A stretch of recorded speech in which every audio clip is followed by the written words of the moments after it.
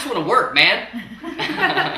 So, and actually, sort of one of the interesting things about just LA and Hollywood in general is you never know when work is going to come, you know? Like you could work nonstop for 3 years and then you could not work for 2 years, and there's so much sort of luck involved, but knowing people like Lisa sort of stacks the deck in your favor because she really is an actor's casting director. She recognizes talent, she recognizes people that are professional and dedicated to the craft, and even if she doesn't get you on this one, and even if she brings you in for another movie and you don't get that one, and even if you don't get the next one, it might be 10 auditions for her before you're really right for something, but she remembers the people that are good and that are committed to it and who are professional, and ultimately that's all you can ask for. You just want as many opportunities as possible, and she provides those opportunities.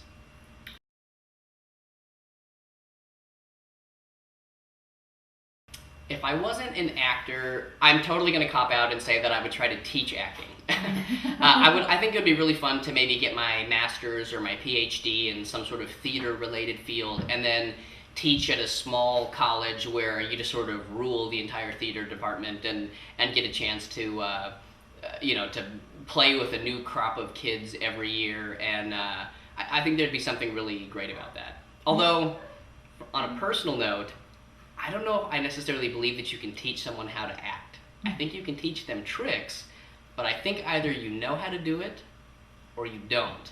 And so, like, it's definitely good to practice. I think classes and student films and any way that you can practice is really, really good and helpful. But I do believe that there is a little bit of an it factor, and either people like to watch or really don't. So that's true. Take a nice. And there's an instinct. Yeah. There is an instinct. Yeah, and there's timing and there's timing. Mm-hmm. And if you have timing, you shouldn't do comedy because you need timing.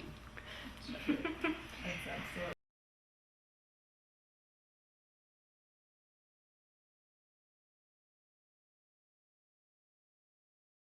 I do.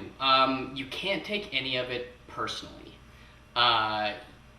The one sort of universal truth to everything is you're going to get told no a lot. You know, even the biggest stars, there's movies that they want to do or TV shows that they might believe in, and they get told no. Every successful show gets canceled. Every movie wraps. Not every great movie does great at the box office. And a lot of that has nothing to do with you. The only thing that you can do is trust in your talent and always be prepared for every opportunity that you have, whether it's an audition or whether you actually book work and you're gonna go out there and do it for real. Just be as prepared as possible, and don't take the rejections personally. I always say you'll be told no 100 times for every one time you get told yes, but the one yes feels 1,000 times better.